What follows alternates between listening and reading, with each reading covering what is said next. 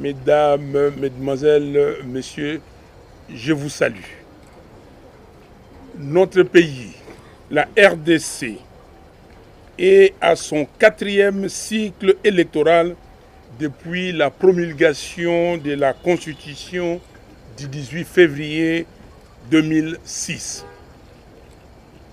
L'histoire renseigne que les 3 cycles électoraux passés n'ont pas produit des institutions et des animateurs légitimes à cause de la fraude électorale qui s'est enracinée comme mode d'accession au pouvoir. Et cette situation va de mal en pire. Ces mécanismes de fraude électorale a également engendré des dirigeants peu soucieux du devenir du pays et des générations futures. C'est ainsi que la mission de la Commission électorale nationale indépendante, CENI, a été dévoyée. Elle a été transformée en un levier d'opérationnalisation du vol de la souveraineté du peuple. Par exemple, l'article 47, alinéa 3 de la loi électorale initiée par la CENI répond à cette logique d'opérationnalisation de la fraude en ce qu'il dispose, je cite, « Le vote semi-électronique combine l'utilisation du bulletin papier sécurisé et le comptage manuel en même temps avec un dispositif électronique de prise en charge du processus de vote, d'agrégation et de transmission des résultats. » Fin de citation. Au paragraphe 5 du même article, la CENI s'est donné d'autorité le droit de trancher en précisant, je cite, « En cas de divergence des résultats issus du dépouillement manuel et ceux des dispositifs électroniques, la CENI procède aux investigations et à la correction de l'erreur au niveau du centre local de compilation des résultats. » Un procès verbal est élaboré à cet effet et signé par le membre du centre local de compilation instruit par la CENI et les témoins des candidats présents. Fin de citation.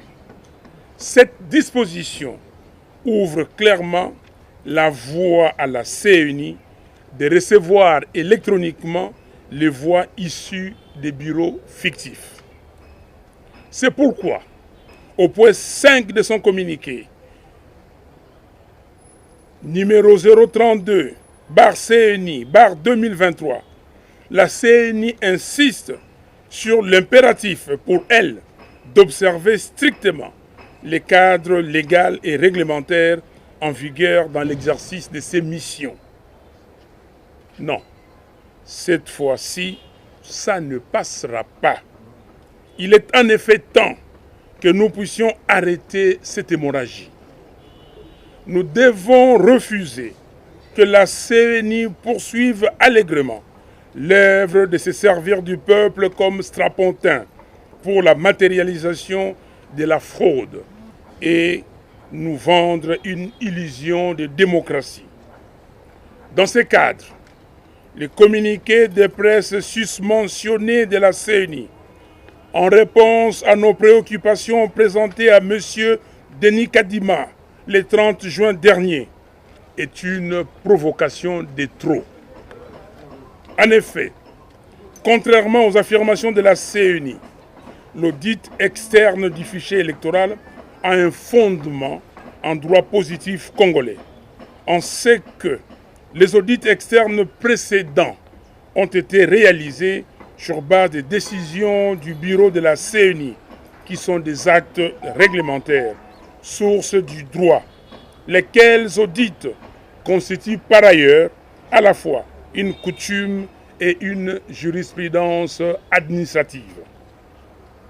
L'audit externe par un organisme indépendant et réputé a pour but d'apprécier l'intégralité et l'inclusivité des données collectées en rapport avec les standards internationaux, de vérifier et de certifier la conformité par rapport aux lois et règlements de la République démocratique du Congo. En d'autres termes, l'audit externe du fichier électoral est nécessaire pour s'assurer de l'authenticité des données envoyées au Centre national de traitement uniquement par les différents bureaux d'enrôlement cartographiés par la CENI et ainsi mettre en confiance toutes les parties prenantes. En effet, la confiance est le gage de la crédibilité des élections et de l'intégrité des résultats. Malheureusement, il est aujourd'hui clair que la CENI ne veut pas se soumettre à l'audit externe de son fichier parce qu'elle sait pertinemment bien qu'il contient des fictifs. De ce fait, nous réaffirmons notre position. En l'absence d'un fichier fiable, audité par un organisme indépendant réputé, en présence de délégués des parties prenantes, nous ne déposerons pas nos dossiers de candidature.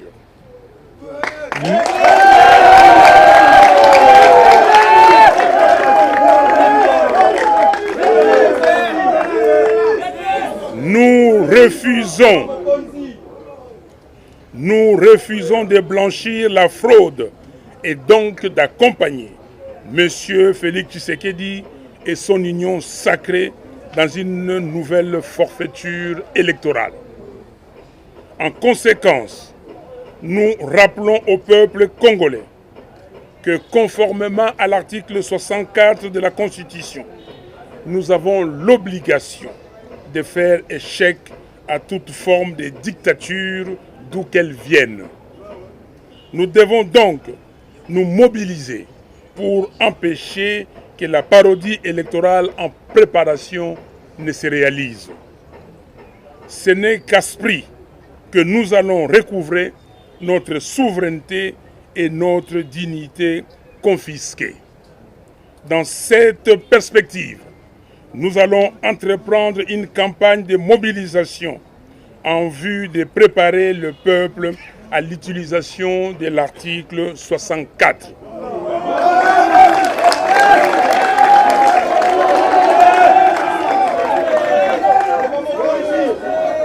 Dans cette perspective, nous allons entreprendre une campagne de mobilisation en vue de préparer le peuple à l'utilisation de l'article 64. La vérité des urnes commence par un fichier électoral fiable. Je vous remercie et que Dieu sauve les Congos. Merci. Et quand on a vu M. Kadima a dit, voilà, M. Nanga, à l'époque, il a même photographié des arbres. Donc, il y a des arbres, on a donné un nom, mais on a photographié des arbres. Nous disons oui, mais qui nous dit qu'aujourd'hui vous ne l'avez pas fait? Il nous a donné des techniques de fraude. On lui a dit, mais vous accusez vous-même. Parce que vous êtes spécialiste d'observation électorale. Vous n'êtes pas un expert électoral. J'ai démontré à M. Kadima qu'il n'était pas un expert. Parce que lui-même, il ne maîtrisait pas correctement ce qu'il fait. Kadima dit ceci. Mes auditeurs m'ont demandé de publier la liste. On lui a dit que non. La liste, la publication, c'est déjà une exigence légale. La publication devait déjà commencer après l'enrôlement. La loi portant identification et enrôlement des électeurs dit qu'on doit, après l'enrôlement, on doit envoyer toutes les données à la centrale. Et la centrale va publier ça. Et on va publier, et après cela, il y aura le contentieux des listes. Vous n'avez pas fait. Et même après cela, vous devez publier, et vous avez vu dans sa réponse, il a cité l'article. Or, il a insisté que c'est lui qui dit ça, et ce sont ses auditeurs. Mais comment il a retrouvé ça dans la loi? Et il cite la loi. S'il il avait une dignité, il ne pouvait même pas citer. M. Kadima dit ceci, que c'est lui, le premier dans ces pays, à avoir exigé 10 empreintes digitales. Vous êtes journaliste. Est-ce que c'est la première fois que vous avez fait les 10 empreintes digitales?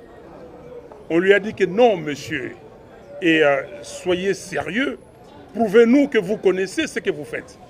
On lui a dit, lisez les rapports de l'OIF de 2018. Il y a 16,6% des lecteurs qui n'ont aucune empreinte digitale. Et il y a 6% des lecteurs qui ont une, deux, trois, mais pas la totalité d'empreintes digitales. 22%. Près de 9 millions de lecteurs. Plus les autres. 10 millions, plus de 10 millions d'effectifs. C'est pour cela que nous avons parlé de 10 millions d'effectifs. Voilà l'exercice auquel je vous conduis. On nous a dit que le fichier contient 43 900 000 électeurs, n'est-ce pas? 43 900 000. En 2011, nous avons eu un taux de participation de 57%. En 2018, 47%. Et 2023, vous pouvez prendre n'importe quel taux de participation. Pour juste les calculs, je mets 40%. Vous avez les fichiers, mais ce fichier-là est composé de deux parties. Il y a une partie visible, ça peut être 33 900 000, juste pour les besoins de calcul. Vous pouvez faire des combinaisons que vous voulez, vous tomberez au même résultat. 33 900 000 et il y a 10 millions d'effectifs. Je prends 10 millions parce qu'en 2018, il y avait 10 millions d'effectifs. Rappelez-vous, vous étiez là, quand on courait ici, on disait à qui voulait nous entendre qu'il y avait 10 millions d'effectifs. Ces 10 millions d'effectifs, c'est-à-dire des cartes qui se trouvent entre les mains des gens dans leur maison, les gens des l'union sacrée, des gens à qui on va donner la machine. C'est pour cela, quand nous, la coalition et la coordination des opérations électorales de la Mouka, avait demandé à M. Kadima et à la CENI de donner le nombre de machines achetées, de donner le nombre de machines dispatchées. Il n'a pas voulu. Les catholiques et les protestants sont allés plus loin. Donnez-nous le nombre de machines et les références de ces machines. Ils n'ont jamais donné. Ils savent pourquoi. Et vous avez vu à Kasumbalesa, l'accident, à Chikapa, accident. Jusqu'à aujourd'hui, vous n'avez pas les éclaircissements sur ces deux accidents. Donc, les 10 millions ici, c'est